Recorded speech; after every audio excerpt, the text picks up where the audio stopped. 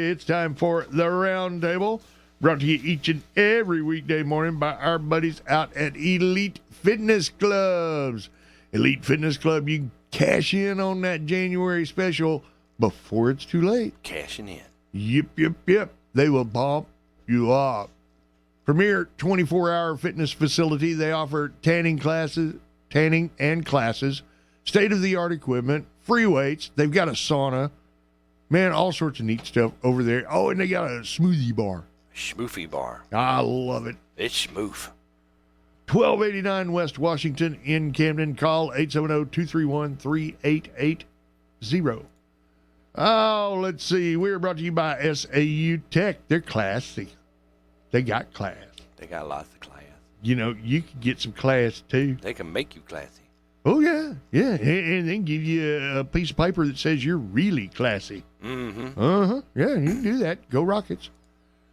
St. John's Place in Fordyce, Washington Nursing and Rehab in Camden, the choice for all of your rehabilitation and long-term care needs, and they provide award-winning short-term therapy services, too.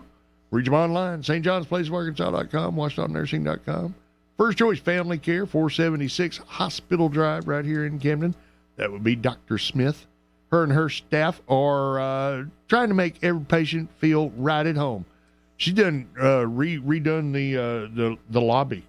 Oh, yeah? Oh, yeah. I mean, you know, she's like expanding, expounding, and having all sorts of fun.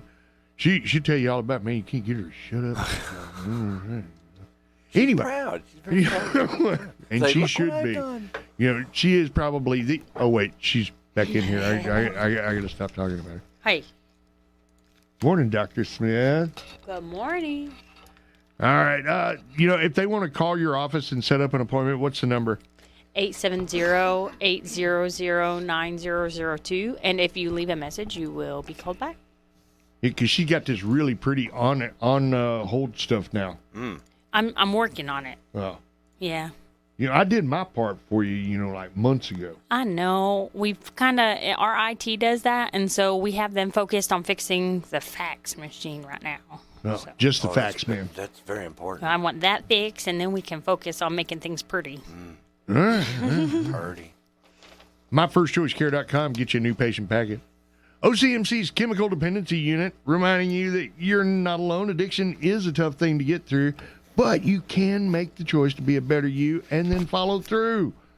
Call them, man. 870-836-1289, 1-800-232-1289. All calls are confidential. And I've never met someone that was like, oh, I have no problems, that actually had a problem.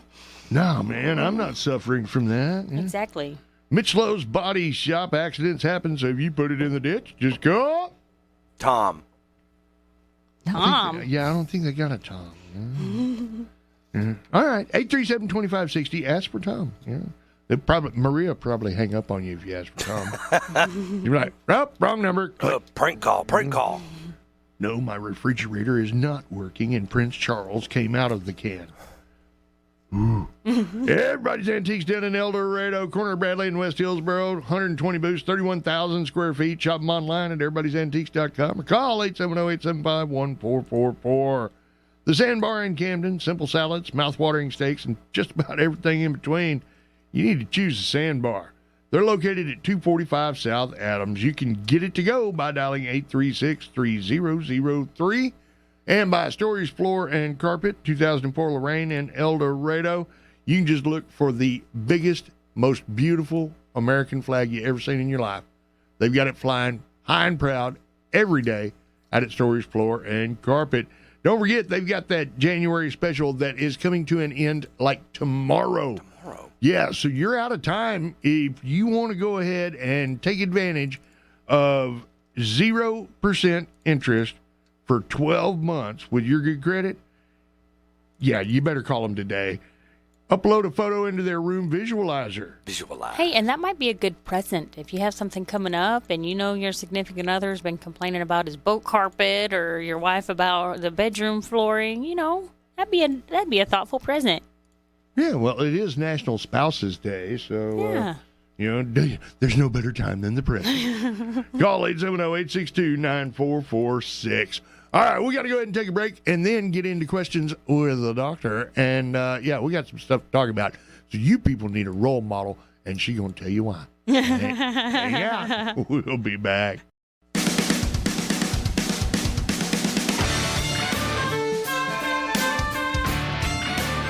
Good morning and welcome to the Round Table.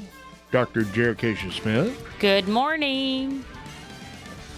Let's see, before we get off into the questions, man, I had something come up that I wanted to talk to you about. It's some health advice. I will not look at your rash. Oh, come on, man. I mean, it's swelling. No, some health advice that people shouldn't follow. And let me elaborate. The New York Times talked to leading health experts and asked them to name the top nutrition myths they're sick of hearing. Oh, yeah. Like fresh fruit is healthier than frozen? I do somewhat believe that, but on a fraction of a scale. Like, if you don't eat any fruits, then frozen is much healthier than not eating fruits. Canned is pretty bad because most of the time it's in heavy syrups and stuff, and that's not so good for you. But the frozen, they don't have to put all that in there to preserve it, because more or less they make the can so sweet that bacteria can't grow in it. Like, bacteria doesn't grow in your sugar on your table because it's too sweet. It'll dry out. It can't survive. Just like honey, right? If it's sweet enough, bacteria can't grow, and it's also probably not good to eat in large amounts. There you go. And the experts would agree with you. Yeah. Yeah. So see, she is an expert, guy. All right. What about plant-based milk is way healthier than cow's milk? In general, Americans labor under the delusion that humans need milk after infancy. And in general, once you are weaned or weaning age, you don't need milk anymore. Now, Americans wean earlier than the rest of the world. I mean, average weaning age is, don't put me on the spot, but it's more like 3 to 5, right? And a lot of that's underdeveloped countries, and it's a source of nutrition for their children. But so we probably wean way earlier than others, culturally speaking.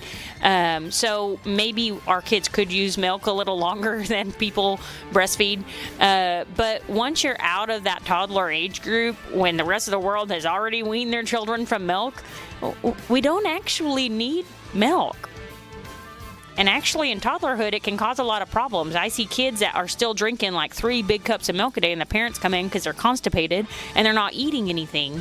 And it's like, well, they're getting all their calories from a liquid, and it's not forming a bulk stool, so they get constipated, and they're not eating other things because they've got enough calories from milk. Yeah, they're not hungry. But what about baking and stuff, and you put milk in there, or mac and cheese? I think those are all fine. Those are all fine. But So, as far as like drinking cups of milk, that's not so plant-based? necessary. Plant-based or cow's milk? I don't think it really matters. If you have a sensitivity, then take care of that sensitivity. I would watch the carb content, because whole milk, I don't even like skim milk. You take out the protein, the fat out of the milk, and it actually raises it on the glycemic index. So it's actually it'll mess with your sugars more if you're not drinking whole milk. So if you're getting too many calories from whole milk, just cut back. Don't switch to skim milk. Keep that fat calories in there because it messes with your sugar less. Well, see, they had this oat milk on sale over at the grocery store, and I was like, ew. It's not necessarily bad, but some people don't tolerate dairy, and so it's good to have options. I don't think it's necessarily good to have humans eat a lot of soy if you can avoid it. 1, soy can be an allergen just like dairy, but 2, soy in large amounts can produce estrogens in human tissue. It can mimic eating estrogen. And so, we probably shouldn't. I don't need any more estrogen. Right? My wife tells me I'm a big enough B word all the time. You going through menopause? Menopause. No, that's Doc. He's going through menopause. From You've already been through menopause? Yeah, I mean, okay. That's the beauty of being the older brother in here. What about never give a toddler peanuts? We used to think eating them too early in life gave kids allergies, but the experts now think it's the exact opposite. It is the exact opposite. So earlier exposures to allergen foods are actually protective. I wouldn't worry about toddlers with peanuts for allergies. It's more about the choking hazard. They're not really great at chewing things.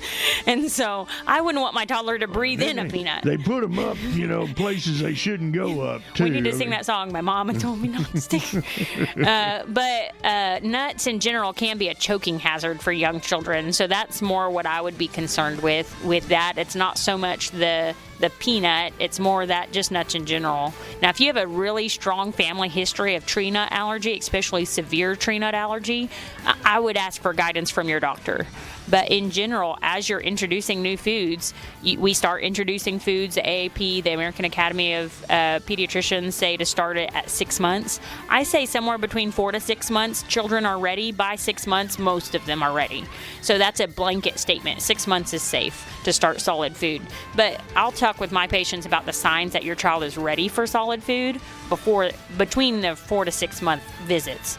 And whenever you're introducing solid food, just introduce them one at a time, like once a week.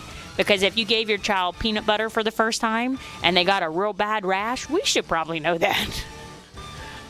All right. Now, just some of those myths that doctors are sick of hearing about. Yeah. Yeah. All right. So we've got some questions that have come in. You guys have stumped me. What? I'm just kidding. Wow, man. Sorry, that medical advice is no longer available. I told my I was actually messaging with my mom, and she I told her that I kind of like it. That I told her I don't know what I'm going to talk about, but here's how you listen. You can listen on the app. You can listen on the radio. You can watch Facebook Live. It'll be changed into a podcast later. So. All right. Yeah. What are we calling the podcast for Dr. Smith now, Doc Bryce?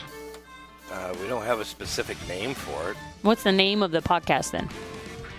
It's just your name. It's just my name? Yeah. I found it on Spotify before, and now I can't find it. We'll worry about that later. All right. But how do people send questions right now? Because I really like the random questions. They can do it via the text line, of course, at 501-313-0944. Don't text and drive. That is completely anonymous. Right. You can, you can stop me in the produce section. I mean, Yeah. That seems to be a real popular You can way. call right now. 836-9559, the DJ line. You I can go ahead had and somebody give us a in the call. office tell me that they had a question that they were going to ask, and they didn't call. Well, don't be, embarrassed. You don't have to say your name, and we're not gonna. You could talk in an accent. That'd be really fun. Oh yes, so I've got this little problem. Okay? Hey, I got a question. Yeah. Medium chain triglycerides, good or bad? Triglycerides in general, looking at healthy fat content, what I think in general is that some blanket statements about fat content is that if you're dealing with fat from a plant, then it's probably healthier fat. So if there's medium chain triglycerides, then fine. But when you're dealing with like animal-based fat, I do think that probably limiting that and variety in that fat. So like fish fat is different from animal fat. And so trying to mix that up where sometimes I get fish, sometimes I get animal. And I would recommend like doing once a week where you explore meatless options and get your protein from other places. Again, Americans are very big on milk and meat. And that's because those... Beef. And bread. Don't forget bread. 'cause that's Beef, what it's goes- what's for dinner. Yeah, but we ran out of milk and bread when it And then snowed. a hot buttered roll, and yeah. But trying to vary your food sources as far as, hey, occasionally red meat, occasionally fish, and occasionally plant-based protein. And there's a lot of options for plant-based protein. And so I think that I don't think it's good in general to label something as bad. Because when you label something bad, I've seen it in real life over decades. There's a great thing on Netflix called, what's that called? Sugar Coated. That's the name of it. It's a documentary on the shift in American culture where it went to saying that fat is bad for you. And so then you went to all these foods saying no trans fats, no fat-free, all these things. And studies were showing that they were healthier, where those studies were manipulated by the sugar industry as far as publications, because there was a doctor that was publishing data to show that excessive sugars were bad for you. But we're going to focus on this other doctor that came up with the idea that fat's bad for you. Because then when you go fat-free, we go to sugar to make things taste better. Because anytime you're going to see that play out, that if it says fat-free, go look at the carb content, because they're going to make it taste good with something. Or artificial sweeteners or something. They're going to change the flavor some way. Well, a little bit of sugar helps the medicine go down. It really does, actually. But I've seen that movie, too. It helps you swallow pills. But in general, I don't want to label one thing as bad. And I don't want my patients focusing on medium triglycerides. That's wildly specific. Why don't we just try to eat a vegetable at every meal? Hey, there we go. Or drink a glass of water with every meal. I was watching a documentary. They were talking about the difference between margarine and butter, and how butter's better for you than margarine. I've always believed that. But they were saying that it's not so much that butter's bad for you, it's what you put butter on that's bad for you. Well, what I believe on that is that probably if you were to look up a diet that I think is probably one of the fads, it wasn't as big as like paleo or keto or Atkins. It wasn't that big, but it's called paleo. And if you look up paleo is simply unprocessed things. Butter is much less processed than margarine. You can make butter at your house. You get heavy cream and you shake it until it turns into butter, and there's butter. Right? That's a lot less processed. And so I think in general, if there was something that I would say I could label as bad, it's going to be processed food. Mm-hmm. And that doesn't matter about your triglyceride content. It doesn't matter about your carb content. If you get rid of processed foods, you will be healthier. I've noticed a huge difference, though, trying really hard to stay away from processed foods and eating more of what's in the produce section. Mm-hmm. And my gut has definitely made a huge difference because, I don't get those stomach cramps like I used to. And I don't get that bloated feeling like I used to. Because, single guy, you can get a TV dinner for $1 over at Walmart, and you stack up on them for the week. So you're eating 5, 6, 7 of those a week. And when you switch over and actually start cooking instead of microwaving, yeah, I noticed a huge difference because I'm not having those stomach issues anymore. Well, and then the other thing that's going to do is really reduce your salt content because those TV dinner type things have so much salt in 256 to 560. Yeah, so if you're having swelling in your feet and you're eating a lot of frozen or canned food, you're getting a lot more salt than you imagined.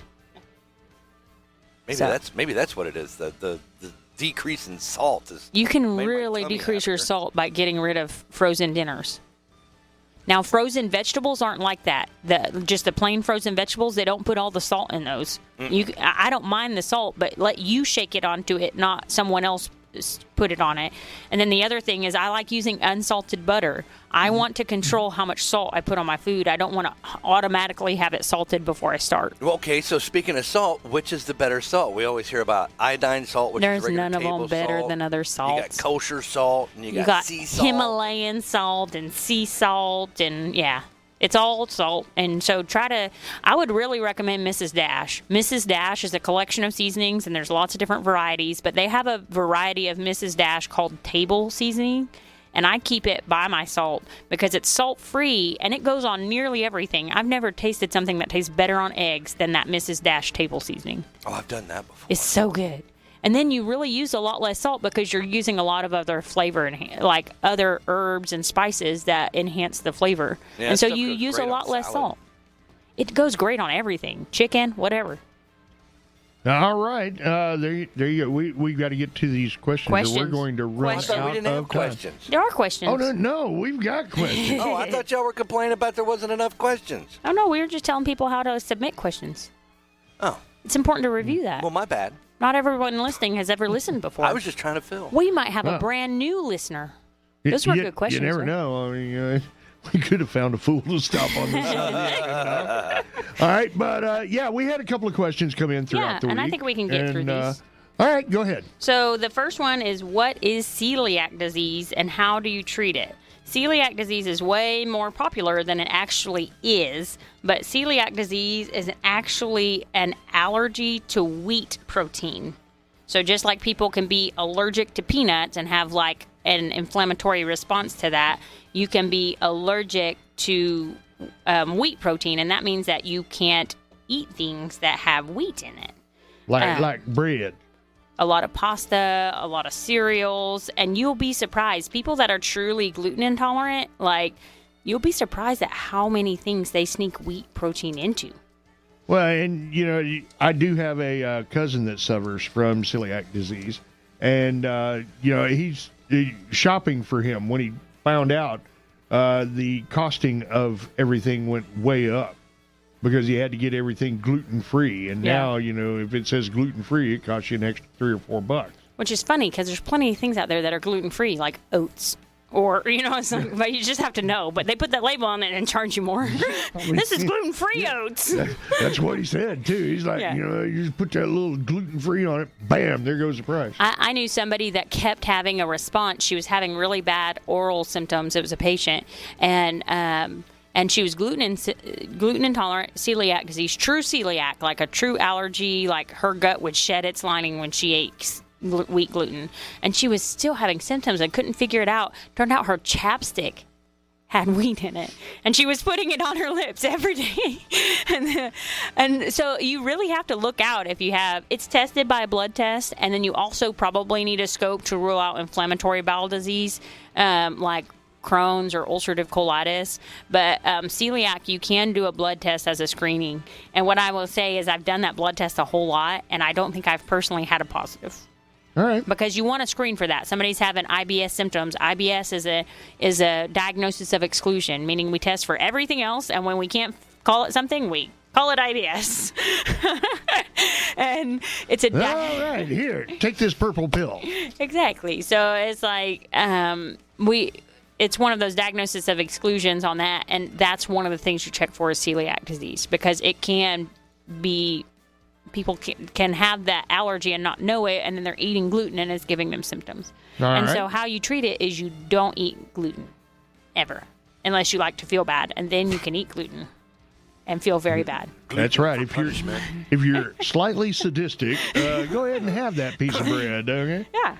All right. What else we got? How can anxiety disorder be treated in children? That's super important. Our children are our life. If we just stop focusing on all adults and just made children better, the world would be better in 10 years, 20 years. Like, let's just focus on the kids that are in school right now. And if we made them better humans, our world will be better very shortly. But dealing with feelings is one of those things that a lot of people weren't taught to do. That whole suck it up, don't cry, only girl, like... Yeah, I was told throughout my entire life, suck it up, buttercup. Exactly. And so you're having big, real human feelings, and you're being told not to have them. Does that work? Well, it does for me. I don't know what the rest of you sissies have in common, but But what ends up happening is that you are stunted at that age. So there are a lot of adults that when they feel angry, they act like a 5-year-old. Because at 6 years old, their parents started spanking them for yelling or spanking them for acting out angry, right? Because Jesus wouldn't like that, right? Well, Jesus had anger. Of course, the Bible says that God's anger is righteousness and that the anger of man does not produce righteousness. So I want to be real clear, but we're made in God's image. We have those feelings, right? They're not bad. How you handle your feelings are what is bad. And if we don't teach our children what to do with those feelings, then they will have a problem with those feelings the rest of their life. Every time that feeling comes up, they don't know what to do with it, right? And anxiety is one of those things. And what I frequently find is that children that are struggling processing an emotion, they're struggling because their parents weren't taught how to process that emotion. And so their parents can't teach them how to process that emotion. So we don't just want to pop them, have them pop a pill. Pills can be very helpful, but they're not an only thing. If your child is having anxiety is a secondary thing, right? Anger is a secondary emotion. There's something else that happens, and we can address that thing better, and then anger and anxiety are easier to deal with. And what I will tell you is that certain kids are more sensitive to anxiety. If you suspect that your children have ADHD, you cannot parent them like a normal child. Because if you try to parent them like a normal child, they will grow up with severe anxiety. because what happens is if you think, I'm just giving an example, that child didn't listen. You told them 3 times, right? They're getting a spanking, right? Because they didn't listen. That's reasonable, right? If that child is not capable of paying attention, you just punished them and they weren't purposely being bad. They don't understand why they were truly being punished. They didn't remember being told, right? And so now all they knew is that they were playing and then they got spanked out of the blue, right? So then they start having this chronic anxiety that a spanking's coming and they don't know when it's going to happen, right? So it's much more important to know your kid, right? What is developmentally appropriate? And there's normal stages to childhood development. Like at 5 years old, all 5-year-olds go through a period where they lie all the time. It's just a developmental stage, right? If you punish them for doing something that their brain is telling them to do, you'll get anxiety, right? Because they're just operating how their little brain is developing right now. Wasn't me. And so for that example, there are better ways to parent that, right? Like for my own kids, and what I found is that when you punish for lying, there are good studies to show that when you spank for a child lying to you, they will become better liars. Oh, yeah. Because I if they get beat again. Look at our politicians. If they lie good enough, they don't get spanked. And so they become excellent liars. What's better to do is when you're seeing that behavior at the beginning, stop and say, I think that might have not have been the whole truth. I think you were afraid of getting in trouble. And now what are you doing? You're telling that child how they're feeling. And then now, if you were afraid of getting in trouble, what's something else we can do with that other than lie? Because lie was not the right choice, right? And so now you're inviting to teach that child what to do with that feeling, right? Because there's going to be times when they don't feel like telling you the truth. That's a normal childhood feeling. And if you don't teach them now when they're little and they love you and they want to please you, what to do when they have that feeling, when they're teenagers, they just lie really well. Well, yeah, they then get you don't know. even better at it. Boy, then you got to hit them even harder. And there's only escalation, and it becomes threatening too. And we can't teach our children that when you grow up, you can threaten people to get your way. Those people end up in jail. I will beat you. Those people end up in jail. All right. Now, next up, it's how do I know if I am at risk of dementia?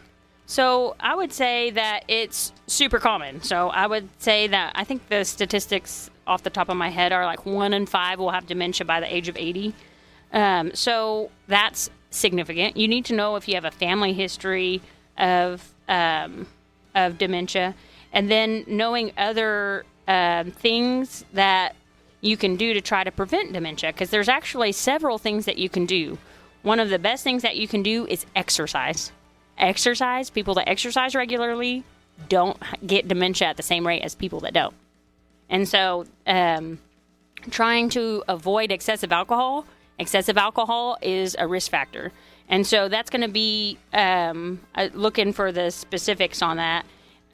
Moderate, even light to moderate may be protective, but in larger concentrations, it's the opposite. You're going to be more likely. And so that's going to be if you have more than, as a man, 2 drinks a night, that's excessive. As a woman, 1 drink on average a night to every other night, excessive. More than that, right? So if you find that was very restrictive for you, then that may be a risk factor, and that's a modifiable risk factor. Get help. There's places that your doctor knows about, just like the program at the hospital. OCMC CDU. Yeah, so getting in omega-3 fatty acids. So that fish that we were talking about earlier has omega-3 fatty acids natural. You can take supplements for it. That can help prevent dementia. The Mediterranean diet can help prevent dementia. Take in your vitamins every day, like vitamin D, multivitamin, making sure you're getting your B vitamins and folate. All of those things can help prevent dementia. If you have high cholesterol, a cholesterol pill can help prevent dementia, because some dementia comes from tiny little plaques in the arteries, and if we can reduce those plaques, you don't have that dementia. Another thing that you can do is some of the modifiable risk factors for dementia are going to be wearing hearing aids. If you struggle with hearing, That is not embarrassing. That's an presbycusis, right? I think that's presbycusis. But the changes in hearing as you age. Confucius said. is modifiable. If you wear hearing aids, you can reduce your risk for dementia. That when you stop hearing things and processing that information, your brain stops working that area and you start shutting down whole sections of your brain. So if you've been told that you're hard of hearing, talk to your doctor, get a test, and if you need hearing aids, wear them every day. At first, they'll be loud and uncomfortable, but you will readjust. Just like I tell people, it's like I can hear the clock ticking. I can hear the air conditioner coming on. I can hear, the rustle that somebody's in the next room or the kid on the drawer, But my brain tunes those out, right? I can hear very well, but my brain irons in on what's in front of me most of the time. And so when you can't hear those little things, piece of candy. It stops learning. It stops training, tuning them out. So when you first put on hearing aids, everything is very loud. You hear everything all at once because you weren't used to hearing it. And so when you finally do hear it, you have to readjust and give your brain time to readjust to that. But you can't just not wear your hearing aids. That's not good for you unless you like dementia, and that's how we get dementia. All right. And finally, I've taken Nexium for years, and now I can't do without it and eat anything. Is this something to worry about? That there are things that you can worry about. What I find is that I've had a lot of patients that were put on medications like Nexium, and Nexium is all that drug class are the prazols, omeprazole, pantoprazole, esomeprazole, omeprazole or whatever it is. But there's all these oprazoles, and that drug class has been shown several things over time. One, I find that frequently these patients were started on it and did not have the appropriate workup. And so I get a little frustrated because I get refill requests. I'm like, oh, did that person actually have the workup for that? Or am I just refilling something that's hiding another problem, right? And then also that they shouldn't be long-term, if at all possible. And there's a lot of things that we can do to change that. If you're carrying more than 30 extra pounds, you may have reflux just from intra-abdominal pressure from the excessive body weight. And losing that weight may get rid of your reflux. Or if you have sleep apnea and you haven't been tested for it, you snore like a freight train and nobody's tested you for it, you need tested for sleep apnea. It will give you heartburn. If you have any kind of intestinal sensitivity, if you find that dairy does it, or, you may have a food intolerance that's contributing to that. And some foods that you can be intolerant to are actually healthy foods. So it's just important to have that discussion with your doctor, because if there's something else causing it, we should treat that thing, right? And then if your doctor's not comfortable with that, I have a lot of people that their doctors don't offer weight management, and there's lots of options, and there's some really great options that are pretty affordable now. And so depending on your health concerns, but the number one thing is treat underlying conditions, and then maybe that doesn't need treated the same. Now, the other thing that you'll get into in that drug class that Nexium is in, and is that you will have a rebound when you try to stop that class. So you need a second medication to take to not have the rebound. Dude, we got to detox you. Okay. Yeah, your body actually is blocking those acid producers, and then all of a sudden that block is off and they're overactive in response. That will readjust. So if you just suffer through it for a while, it'll be fine. But suck it up, buttercup. But there is a medication over the counter that you can take. I would decrease that dose first as much as possible, and then when you're ready to really stop, I'd stop it and then take famotidine, which is Pepcid, over-the-counter Pepcid, famotidine. You want to make sure that when you look at that drug name, it doesn't end in oprazole, right? And so the famotidine or Pepcid is a twice a day, and that one can be used more as needed, and it doesn't cause that rebound. So when you're trying to come off of this one that's causing the rebound, you can use that one as needed and modify how you eat. The more you eat at a meal, the more you're going to have reflux. Don't lie down right after eating, and watch for food sensitivities. And I wouldn't, if you're having trouble with reflux, I wouldn't drink excessive amounts of liquid while you're eating. And I would try to avoid carbonated beverages. All right. Thank you, Dr. Smith. Yeah. All right, guys and gals, it's the Round Table, brought to you each and every weekday morning by our buddies out at Elite Fitness Club. You know, if you need to drop 30 pounds or so, maybe a fitness membership could be your ticket. You know, they've got that January special going on right now where $23 will get you going at Elite Fitness. All sign-up fees for new members are just $23, but that thing is going away, man. Like next Tuesday, it's going to end. So quit putting it off and go ahead and get on down there. They've got all sorts of services for you. They are a premier 24-hour fitness facility, and they got smoothies. So get on over to Elite Fitness and get signed up today. SAU Tech, they got class, baby. Go Rockets. Check them out, sautech.edu. St. John's Place in Fordyce and Washington Nursing and Rehab in Camden. Reach St. John's Place by dialing 870-352-2104 and Washington Nursing and Rehab at 870-836-4111. First Choice Family Care, that's Dr. Smith, her and her staff. They take real good care of me. They'll take real good care of you, too. I'm just saying. Head on over to myfirstchoicecare.com. Get you a new patient packet. Call them up, 870-800-9002. Get you an appointment set up right now before it's too late. OCMC's Chemical Dependency Unit. You're not alone, baby. You don't have to walk that path alone. Make that choice. 870-836-1289, 800-232-1289. All calls are confidential. Mitchello's Body Shop. Accidents happen. If you put it in the ditch, just call Tommy Boy. Tommy Boy? Really? Yeah. Chris Farley, you're going to go there? Okay. All right, 837-2560. Everybody's Antiques in El Dorado, corner of Bradley and West Hillsboro, 120 booths, 31,000 square feet, 9 to 6 Monday through Friday, 9 to 5 on Saturdays. Shop them online, everybody'santiques.com. Call 870-875-1444. We are brought to you by Stories Floor and Carpet. They also have that January special that is coming to an end tomorrow. So quit hesitating. Go ahead and make the call. 12 months, 0% financing. Upload your photo into the visualizer. Visualize. 870-862-9446. Y'all are getting dirty. And finally, by the Sandbar.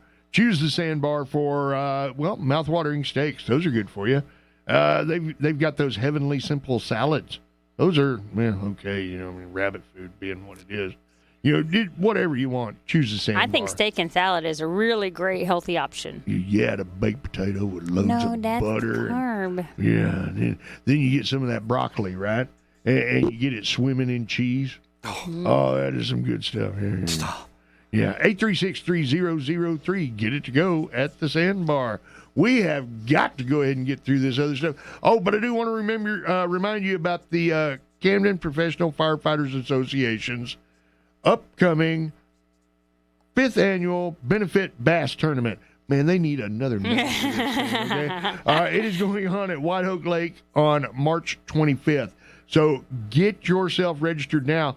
You can call Trent. Now, check it out. I'm going to give you Trent's cell phone. 870-677-0224. Call Trent. He likes phone calls in the middle of the night. He's a firefighter. His wife's a doctor, okay? You can call Justin Wiggins. 870-818-0311 or Chad Adams, 870-220-1855. And the Camden Fire Department has a Facebook page, and so I'm sure you could message that to and follow it, because they're probably going to post updates on it. Oh, they put all sorts of neat stuff up there. Yeah, and like the weather stuff, they'll put that on there. Yeah. All right. Well, I sent you the name for that podcast. Yes, I found it on the Google Podcasts under... Hold on, I found it. It's called... I don't know. It's gone now. All right. It's called Roundtable with Dr. Jera Smith, MD. So it says that Y95 KBEU Roundtable, and if you search my name in the podcast, you'll find it. I tried Y95, all kinds of stuff, couldn't find it other ways, but if you search... So there's Jera Smith. Good luck. Well, just type in Smith. See where that gets you. Yeah, I'll be fine. All right, guys, we got to get through this top of the hour stuff. Y'all hang out. We'll be back.